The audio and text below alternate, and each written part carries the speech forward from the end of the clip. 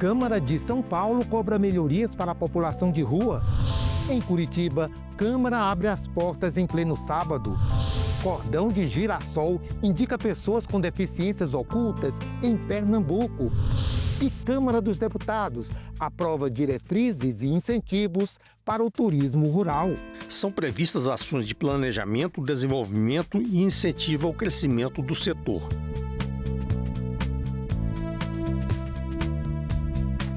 O Congresso, Senado e Câmara é um só. Assembleias são 27, Câmara de Vereadores, mais de 5.500.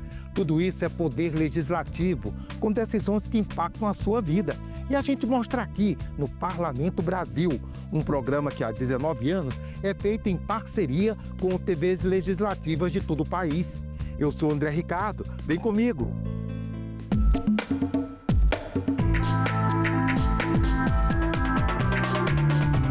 Quase 100 mil pessoas moram nas ruas em São Paulo. É uma cidade à parte, dentro da grande metrópole, orgulho nacional, maior PIB do país. Fenômeno em muitas cidades do mundo, a população de rua não pode ser abandonada à própria sorte. Por isso, vereadores paulistanos se mobilizam para melhorar o atendimento.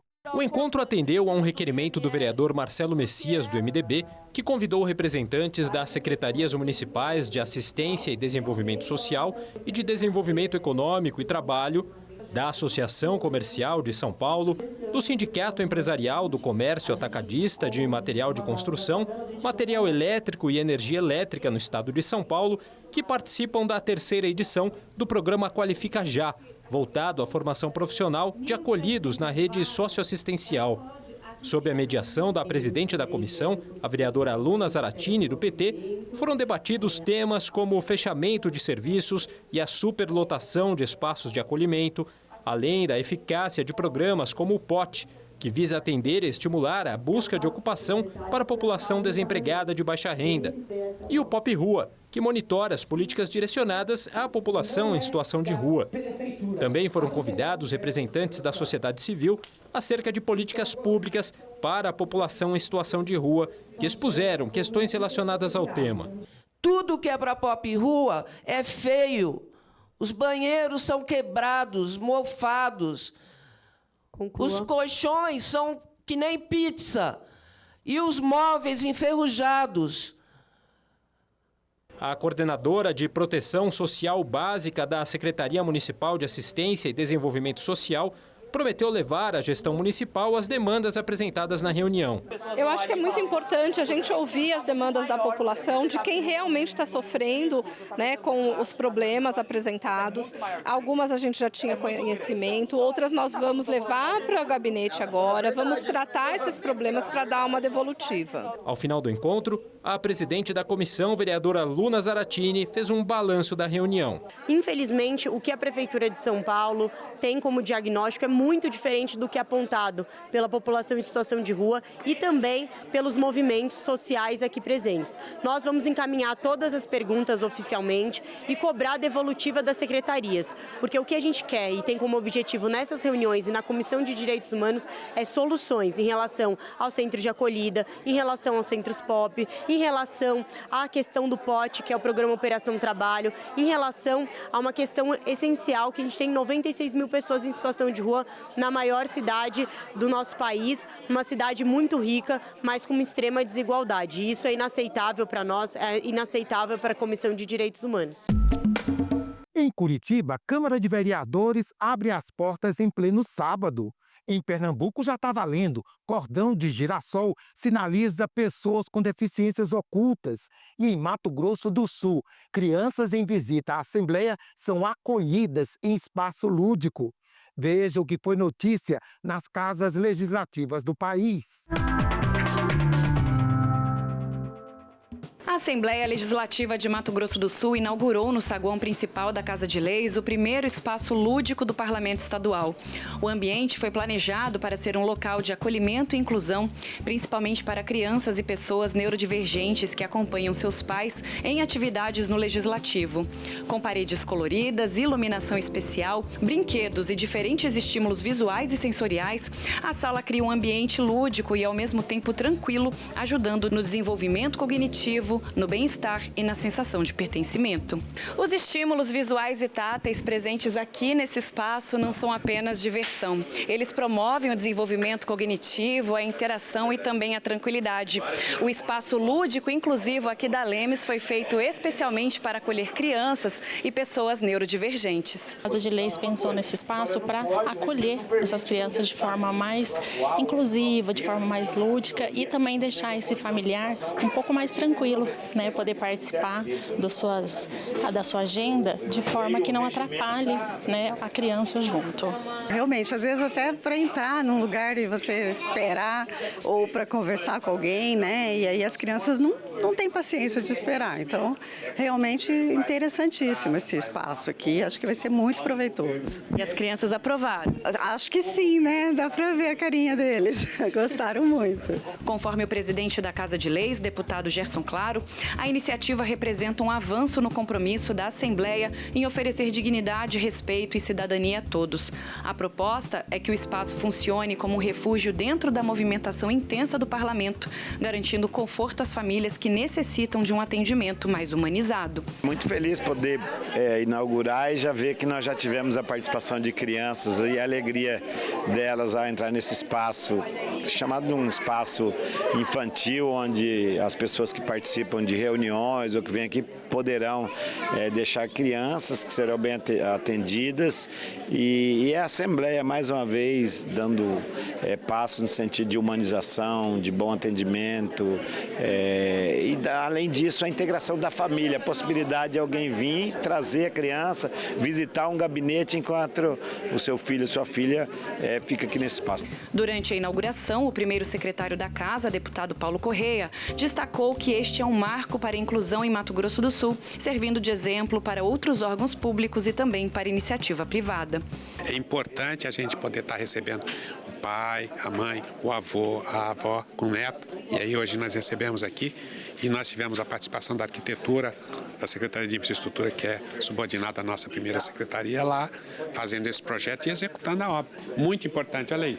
Não querem nem saber da gente, mas estão fazendo acontecer.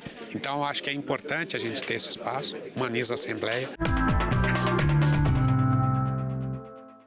A fita verde com desenhos de girassóis representa as deficiências não aparentes. O acessório, chamado cordão de girassol, foi criado em 2016 para indicar diferenças que nem sempre são perceptíveis e é usado em vários países. Em 2025, o adereço passou a simbolizar oficialmente as deficiências ocultas em Pernambuco. A Assembleia Legislativa aprovou a Lei 18.811, de 2025, de autoria do deputado William Brígido, do Republicanos, para incluir na política estadual da pessoa com deficiência o uso da fita verde, que já é reconhecida desde 2023 pela legislação federal. Imagine a cena. Uma pessoa jovem entra na fila do atendimento prioritário e é criticada por fazer uso da preferência destinada a idosos, gestantes e pessoas com deficiência. Uma pessoa com baixa visão ou surdez parcial pode ser confundida com alguém que está no local inadequado. O cordão de girassol serve para evitar esse constrangimento. O secretário executivo de Promoção da Equidade Social de Pernambuco, Marcelo Renan de Souza, explica que a pessoa com deficiência não é obrigada a usar o colar.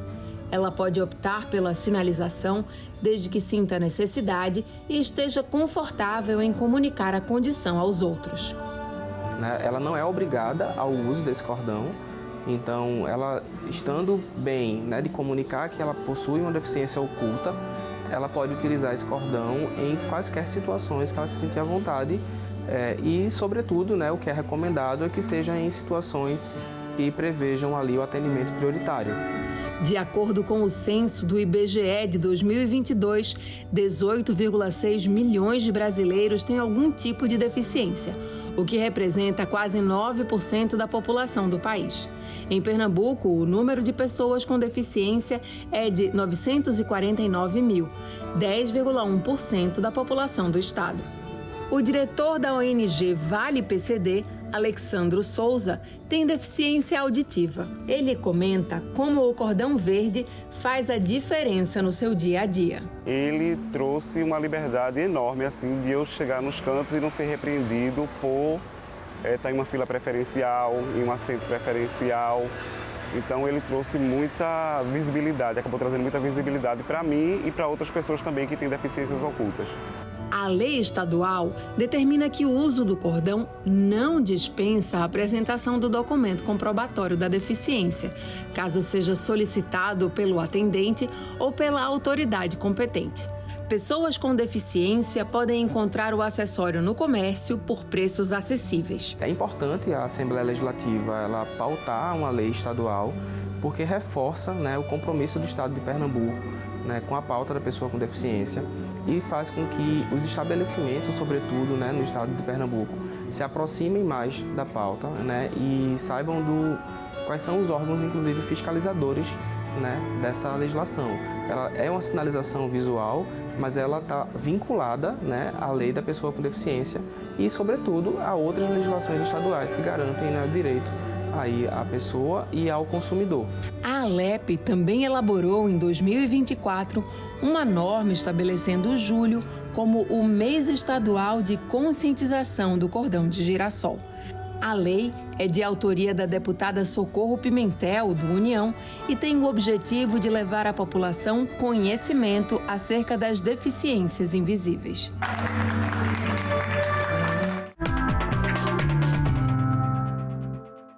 Quando os vereadores abriram as portas do Palácio Rio Branco, eles transformaram a Câmara Municipal de Curitiba em um ponto de encontro entre o poder público e a população. Assim começou a segunda edição do Câmara Aberta, realizado no sábado de 13 de setembro. As bandeiras do Brasil, do Paraná e de Curitiba foram hasteadas por escoteiros.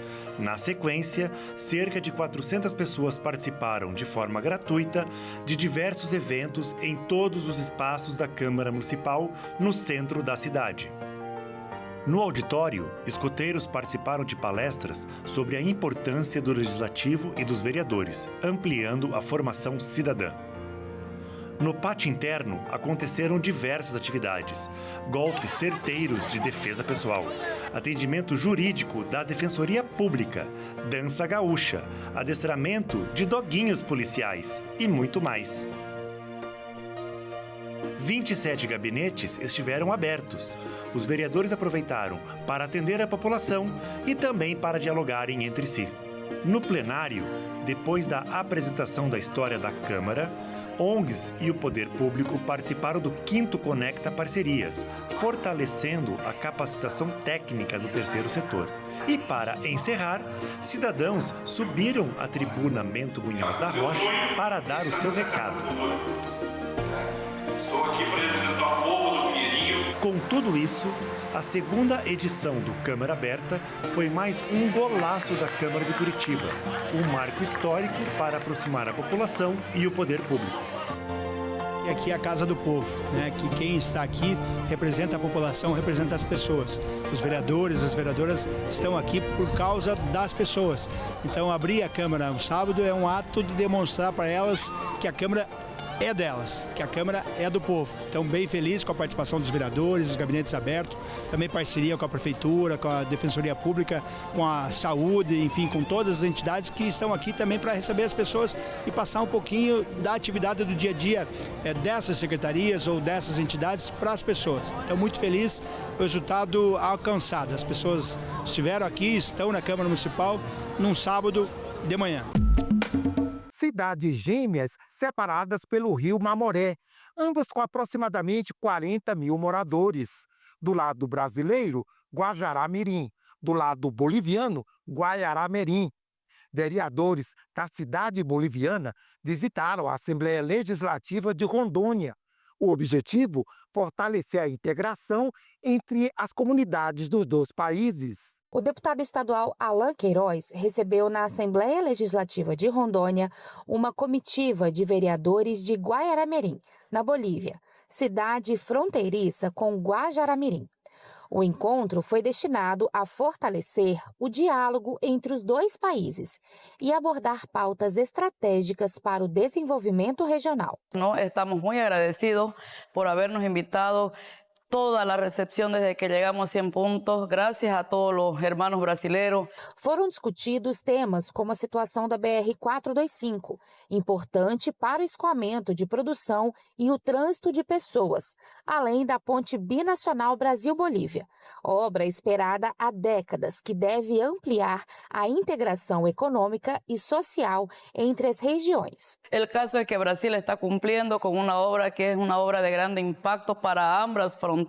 Y aquí estamos representando a Bolivia y una vez más grato porque Brasil está cumpliendo con ese sueño que los bolivianos esperamos, aunque muchas personas e incluso personas bolivianas en un momento dudaron de que esto sea una realidad. Os vereadores também conheceram as instalações da Casa de Leis, passando pelo plenário, plenarinho, gabinetes e outros setores. Alan Queiroz explicou como funciona o processo legislativo e a rotina de trabalho dos parlamentares, promovendo uma maior aproximação entre as instituições dos dois países. También damos nuestra eterna gratitud, nuestro agradecimiento profundo al presidente de la Asamblea Legislativa, Alex Redano, por habernos abierto las puertas. Hemos conocido todo lo que es la Asamblea Legislativa, una estructura muy hermosa, ¿no? Que quizás los bolivianos un día tendremos la capacidad y el sueño de hacerlo realidad.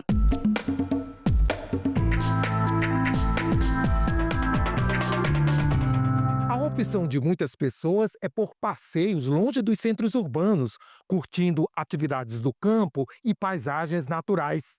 Isso e muito mais oferece o turismo rural, uma das promessas para alavancar o setor de comércio e serviços de pequenos municípios Brasil afora. A Câmara dos Deputados já aprovou a política para o desenvolvimento do turismo rural. O turismo rural tem uma forte procura por parte de pessoas que querem ter contato com a natureza e com as tradições. É uma atividade com grande potencial para crescer.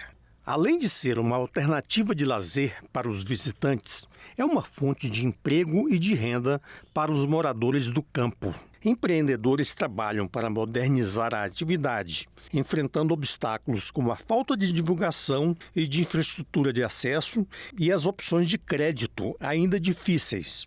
Com o objetivo de fortalecer esse segmento, a Comissão de Constituição, Justiça e de Cidadania aprovou o projeto de lei que cria a Política Nacional de Fomento ao Turismo Rural. São previstas ações de planejamento, desenvolvimento e incentivo ao crescimento do setor. A relatora do projeto, deputada Fernanda Pessoa, do União do Ceará, disse que a política proposta tem um forte caráter social. Através do mercado de trabalho, poder fazer daquele local um ambiente para aumentar a sua renda, aumentar a renda daquela cidade, porque a geração de emprego e renda é uma preocupação atual de todos os governos. E valorizar a questão da agricultura familiar, que é exatamente esse fomento, né, para dar oportunidade do pequeno e do médio produtor rural. O projeto segue agora para o Senado.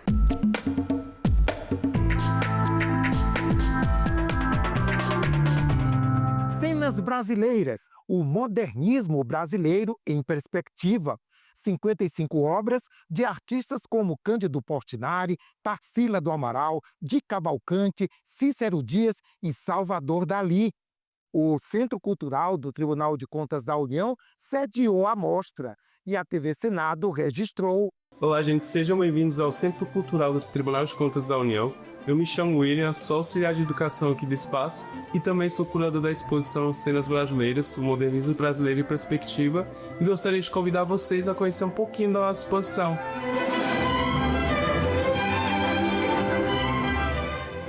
E a nossa exposição ela é dividida em 4 núcleos e hoje nós vamos conhecer sobre quais temas esses núcleos estão falando. Começamos com o núcleo da paisagem. Esse primeiro quadro ele é uma pintura do Aldo Bonadei e esse artista ele vai trazer um pouquinho desse estilo modernista. Seguindo por ele, a gente também tem o Cícero Dias, que foi um artista que ele buscou representar um pouquinho do que seria esse interior do Brasil e como essa paisagem acontecia.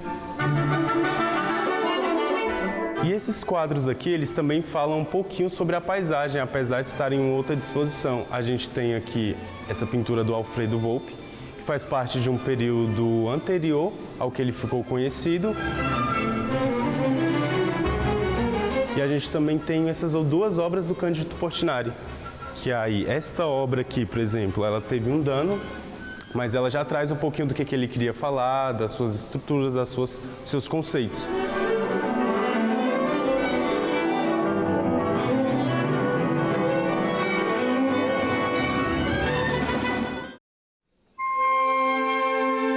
Passando para o próximo núcleo, nós temos também o Di Cavalcanti, que foi um artista que fez parte da Semana de Arte Moderna de 1922 e ele ficou muito conhecido por tratar do corpo brasileiro e também representar as pessoas que não estavam tão visíveis naquele período.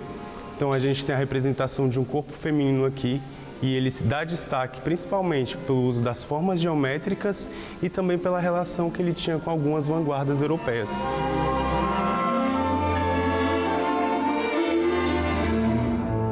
Seguindo pela exposição, a gente entra nesse núcleo agora que fala um pouquinho sobre quais eram as referências que esses artistas traziam e também é nesse núcleo que a gente tem o Salvador Dalí.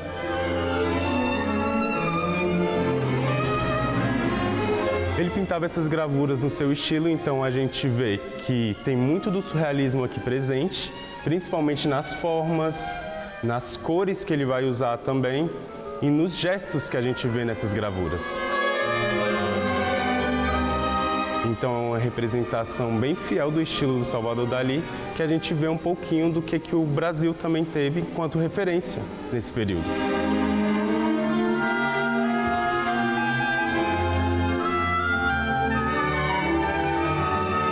E aí, seguindo pela exposição, a gente também tem os quadros do Aldemir Martins e do Antônio Bandeiras, que aí vão falar um pouquinho sobre esse nosso país, sobre o que é ser brasileiro e também sobre o povo nordestino. Então vai ter uma representação sobre resistência, sobre força.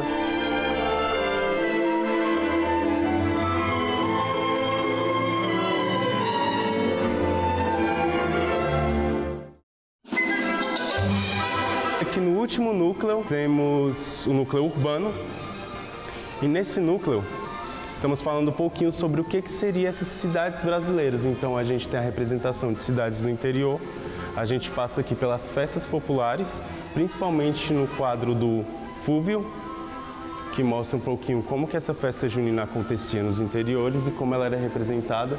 Então a gente tem uma manifestação cultural que ela é muito mais presente e também muito mais evidente, que mudava um pouquinho do que era conhecido e das cidades grandes.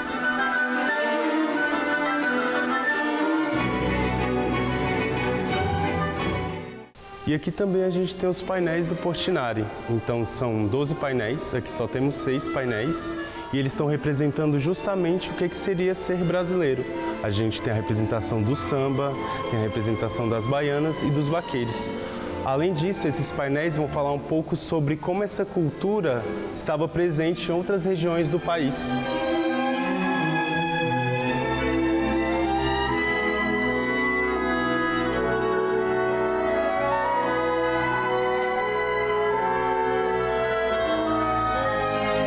E esse foi um pouco sobre a nossa exposição Cenas Brasileiras, o modernismo brasileiro de perspectiva.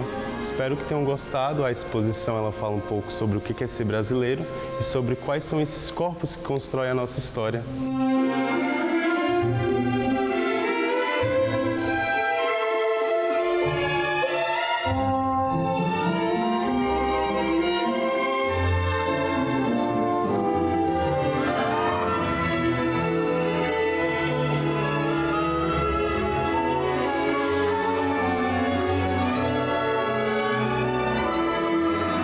Essa exposição contou com o patrocínio do BNDES, do Sindileges e do projeto Portinari. Bom, agora você fica para a participação de pessoas que visitaram o Congresso esses dias. Um passeio que mistura arte, história e onde se pode conhecer um pouco a dinâmica de uma casa legislativa. Para rever este e outros programas, você pode procurar nossa página na internet ou então o canal da TV no YouTube. Até a próxima semana. Tchau, pessoal.